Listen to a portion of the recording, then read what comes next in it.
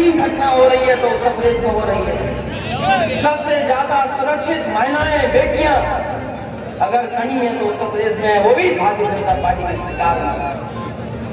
नमस्कार, इंटरटेट न्यूज में आपका स्वागत है।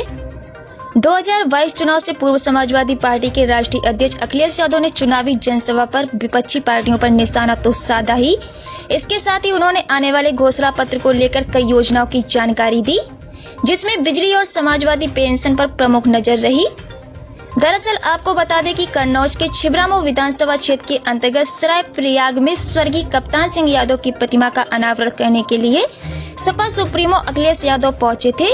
सर्वप्रथम उनके द्वारा प्रतिमा का अनावरण किया गया। वहीं आयोजित जनसभा में भी अखिलेश शामिल हुए, जहां पर उनके साथ मंच पर प्रदेश अध्यक्ष नरेश उत्तम भी थे। मंच पर पहुंचे अखिलेश यादव ने सबसे पहले उज्ज्वला योजना पर बोलते हुए कहा कि यह उज्ज्वला नहीं, उज्ज्वला योजना है, सिलेंडर का उपयोग बैठने के लिए किया जाता है। इसके बाद उन्होंने डीएम एसपी को लेकर फिर से बयान दिया। अखिलेश ने सरकार को घेरते हुए कहा कि डीएम एसपी को छोड़ दिया जाए, चुनाव लड़ा लेकिन आप लोग घबराना नहीं। इसके पश्चात मुख्तार अंसारी की संपत्ति पर यूपी सरकार के द्वारा की गई कार्रवाई पर अखिलेश यादव ने सवाल खड़े किए हैं।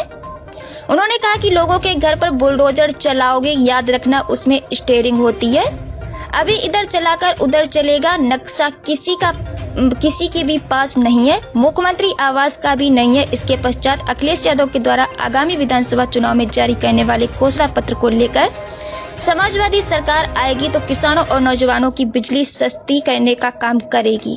अभी रथ भी चलेगा, साइकिल भी चलेगी और अपना घोषणा पत्र भी आएगा, जिसमें किसान, गरीब और नौजवान और माताओं बहनों के लिए तमाम योजनाएं होंगी।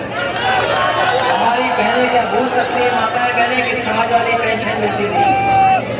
अगर बीजेपी वाले किसानों को 500 रुपया महीना दे रहे हैं तो हमें अपनी माताओं बहनों का अगर 3 गुना भी करना पड़े या ज्यादा करना पड़े तो समाजवादी पार्टी पीछे नहीं हटेगी।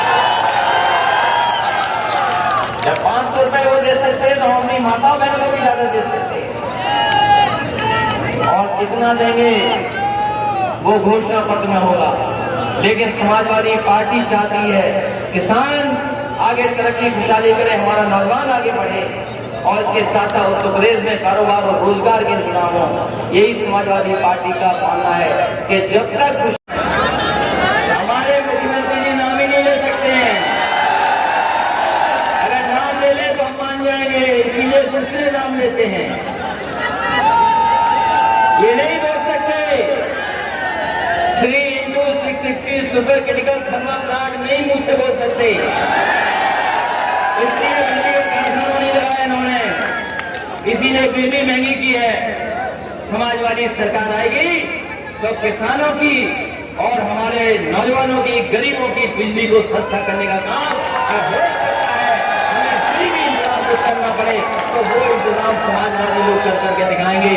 ये घोषणा पत्र में हम लोग शामिल करेंगे।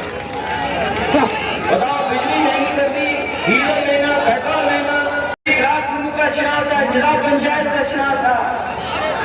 बताओ, लोकतंत्र की तस्वीर हम लोगों ने नहीं देखी। इन भारतीय जनता पार्टी के गुंडों ने हमारी माँ बहन को भी नहीं छोड़ा, उनके कपड़े फाड़ दिए।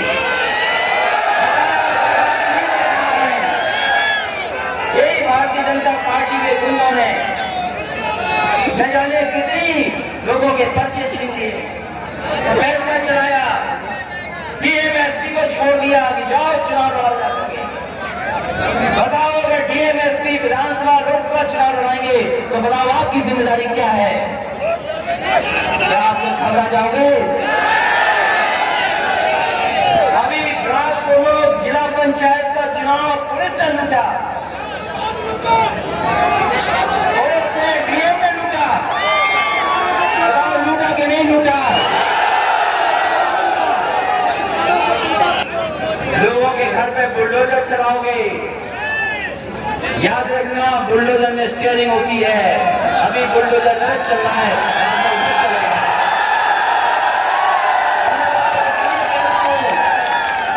और ये बात मैं इसलिए कह रहा हूं, 1-1.5 साल पहले भी मैंने कहा था, हम जितने लोग बैठे हैं सब लोग हैं। बताओ, आज से पहले किसके घर का नक्शा पास हुआ है? हम भी मुख्यमंत्री रहे, नक्शा पास नहीं है। तो अगर हमारा आपका नक्शा पास नहीं तो बीजेपी वालों ने कौन सा नक्शा पास करा दिया होगा?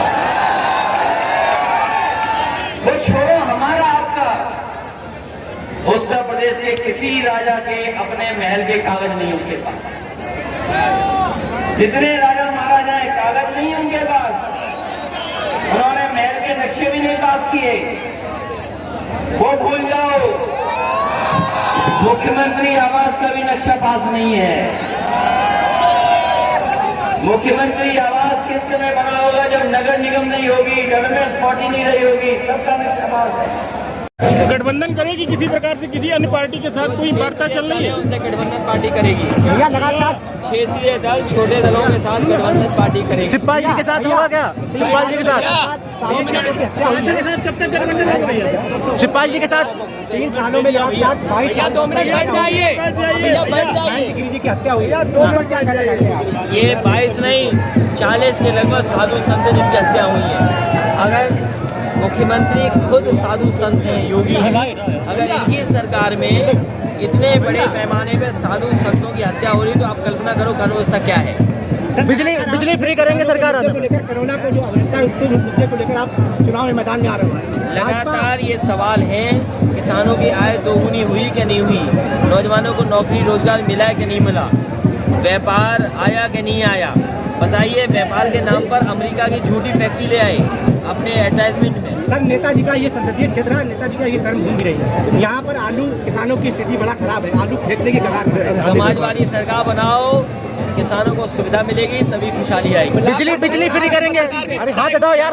लिखा गया होगा क्या? उन्होंने पूछा कि जल्दी चुनाव में बातचीत हो रही है कि सभी छोटे दल और क्षेत्रीय दलों को कोशिश करेगी पार्टी शिवपाल जी के साथ जाएंगे।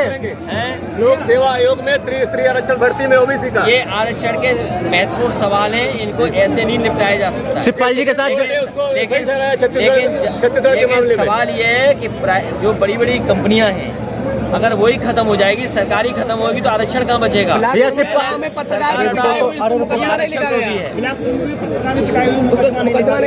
अब पत्रकार साथियों, आप भी एकजुट होकर के सरकार हटाओ। शिवपाल जी के साथ जाएंगे। शिवपाल जी कह रहे हैं कि गठबंधन। सब्सक्राइब करें इंडिया टॉप न्यूज चैनल और बेल आइकन दबाना ना भूलें। इंडिया टॉप न्यूज अपने क्षेत्र की खबरें सबसे पहले पाएं।